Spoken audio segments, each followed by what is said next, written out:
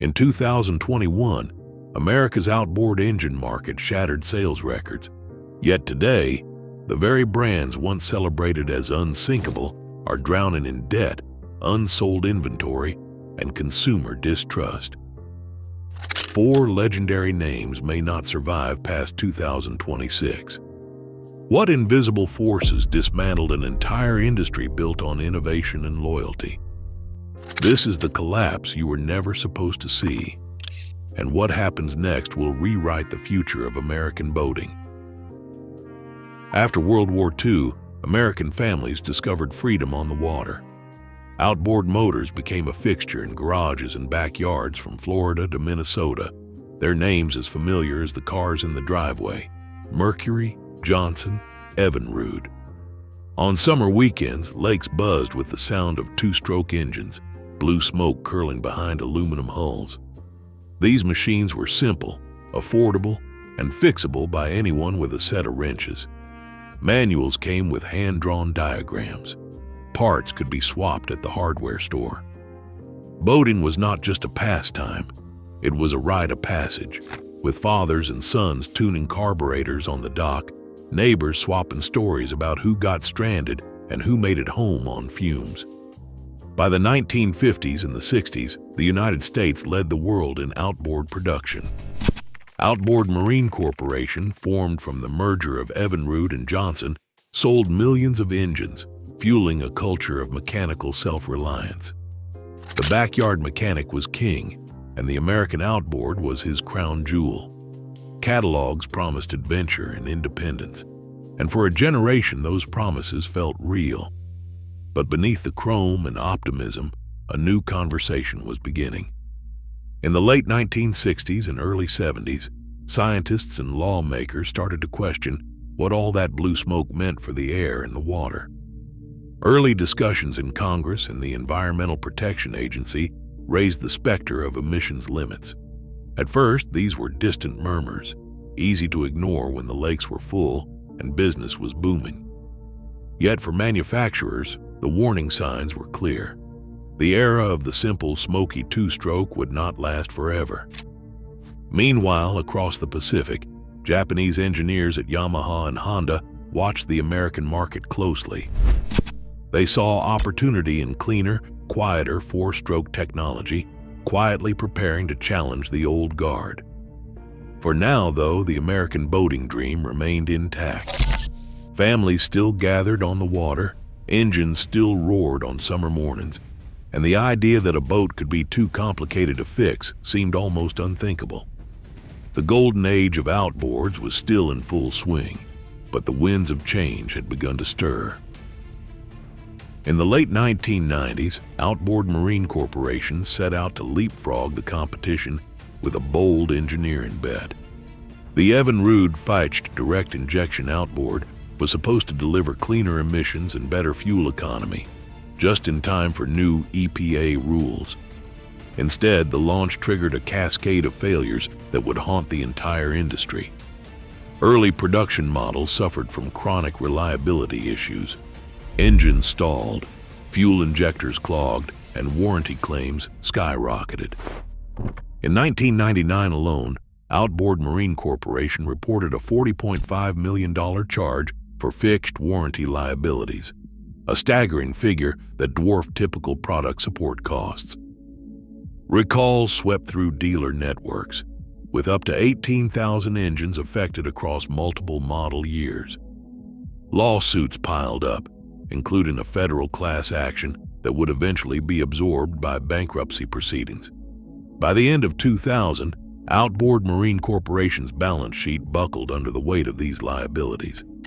Product warranty and recall costs tied to the fixed line reached nearly $80 million, accounting for more than a quarter of the company's total debts. EPA enforcement actions demanded further remediation, and legal settlements threatened to drain what little cash remained. The company, which once dominated American lakes and rivers, filed for Chapter 11 bankruptcy on December 22, 2000. 7,000 employees lost their jobs. The brands Evinrude and Johnson were sold off to Bombardier at auction, their legacy now overshadowed by the scale of corporate collapse. Industry insiders watched in disbelief as that failure rippled outward. Dealers, already stretched by thin margins and inventory costs, faced a wave of customer complaints and unpaid invoices. Competitors scrambled to reassure buyers, but the damage was done. The Fiat disaster became a cautionary tale, proof that chasing regulatory approval with untested technology could bankrupt even the most established players. Warranty reserves across the industry swelled, and risk-averse executives began to question the wisdom of betting the company on the next big leap. Lawsuits, recall notices, and shuttered factories left a permanent scar, and the fear of another catastrophic research and development failure would shape decision-making for decades to come. In 2021, the outboard market in the United States shattered every expectation. Dealers scrambled for engines as Americans, flush with stimulus money and boxed in by pandemic restrictions, suddenly rediscovered boating.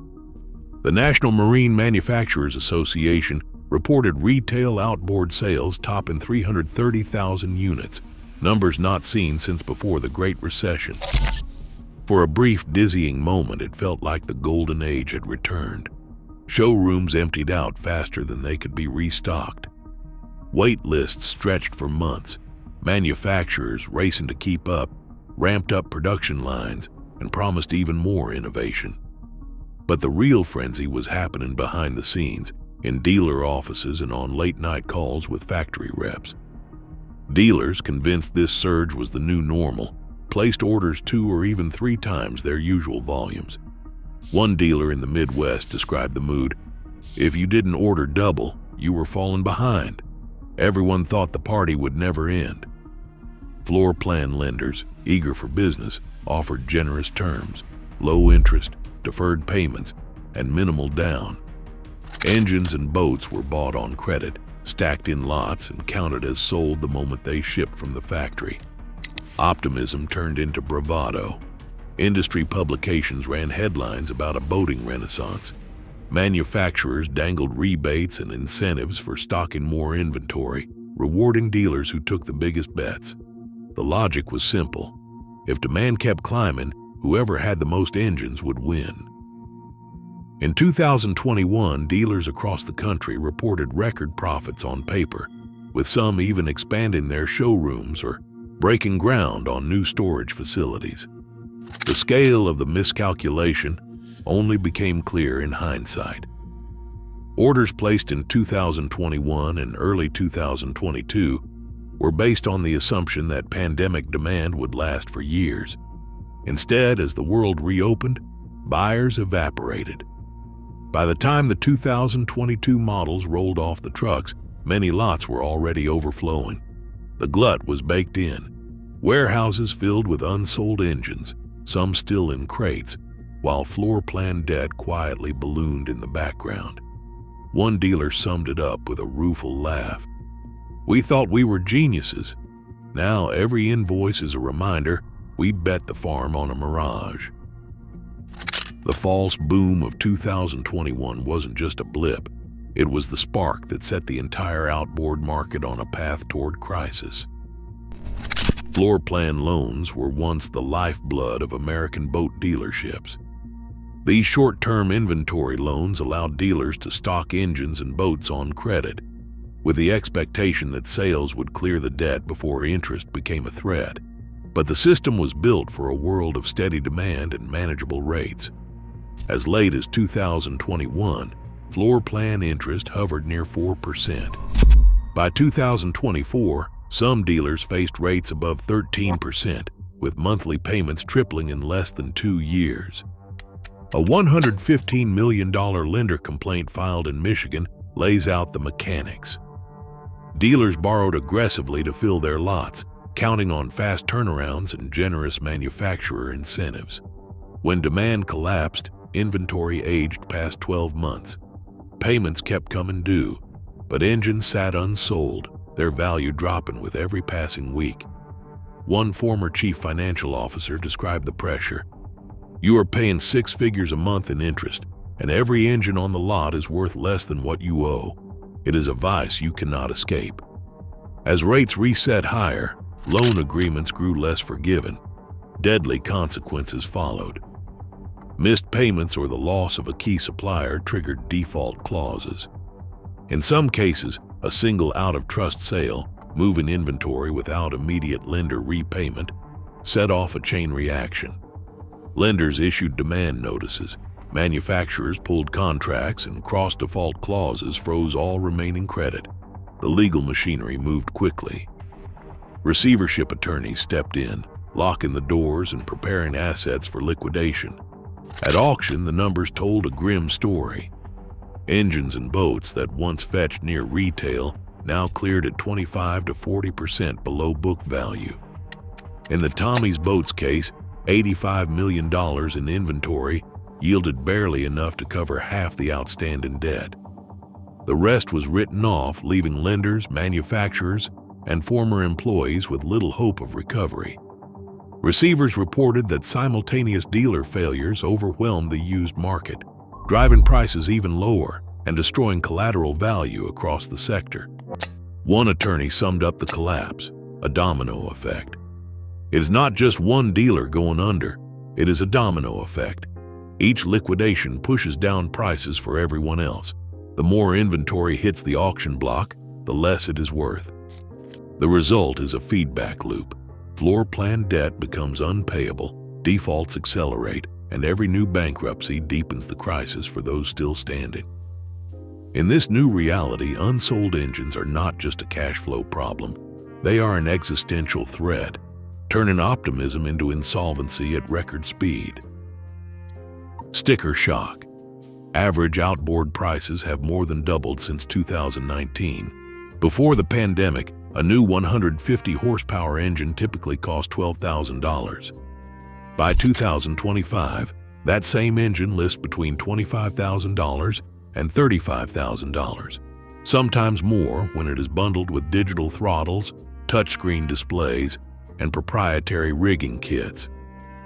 Buyers who once saved for years to upgrade now find themselves priced out by a wave of so-called innovations. Automatic trim, wireless diagnostics, and multi-engine joystick controls that add thousands to the sticker. The basic, fix-it-yourself outboard has all but vanished from dealer lots, replaced by machines that require dealer software just to reset a warning light.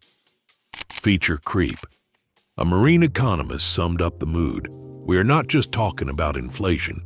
This is engineered complexity that most boaters never asked for, but everyone is expected to pay for. At the same time, financing has grown harder to secure, and monthly payments on a mid-range outboard now rival a car loan. The result is a sharp retreat from the showroom floor. Shoppers hesitate, trade-ins stall, and the pool of willing buyers shrinks with each new model year.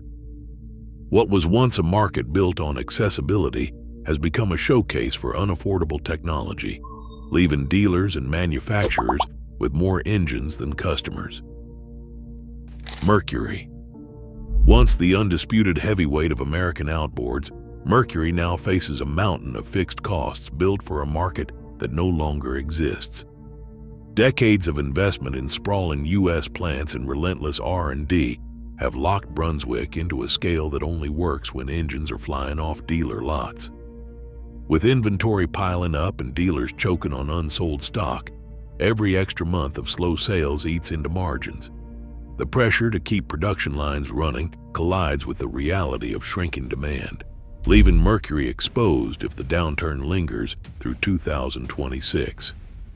Yamaha. The company's global reach and reputation for engineering should be advantages, but ambitious electric and hybrid programs have run into trouble. The Silent Current project, aimed at leapfrogging the competition, has burned through millions with little to show. Suppliers pulled out after failing to deliver on battery contracts, and promised new models are missing from dealer showrooms for the second year in a row. As R&D costs spiral, Yamaha's marine division finds itself squeezed between rising expenses and a U.S. market in retreat. Suzuki. Praised for reliability, the brand struggles with limited visibility in the American mainstream. Its dealer network is thinner, and brand loyalty is not enough to move engines when buyers vanish. With fewer resources to weather a prolonged slump, Suzuki faces hard choices if sales do not recover, especially as parent company priorities shift elsewhere. Honda. Its marine division is a small piece of a much larger machine. Outboards are an afterthought compared to cars and motorcycles. As emissions rules tighten and profits evaporate, executives in Tokyo may decide the U.S. outboard market simply is not worth the fight. For all four brands, the clock is ticking. Each faces a unique vulnerability, and none is immune to the forces reshaping the industry.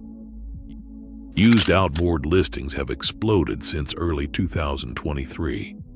On Boat Trader and Craigslist, the number of late-model engines for sale has more than doubled in just 2 years.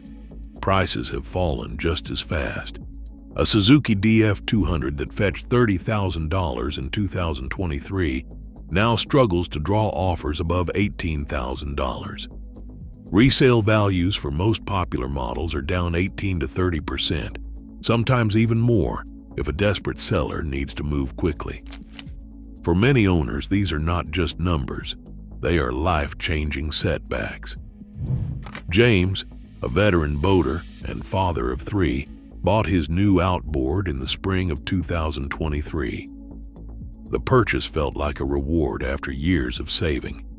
But by the summer of 2025, the family's loan balance towered over the engine's plunging market value. Every month, payments drained their budget, and the dream of weekend getaways faded. James says, "We used to take the boat out every weekend. Now it mostly sits, and I can't afford the next service bill or the loan." Stories like James's echo across marinas and online forums. Owners who once saw their boats as investments now face the reality of being underwater, owing more than they could ever hope to recoup.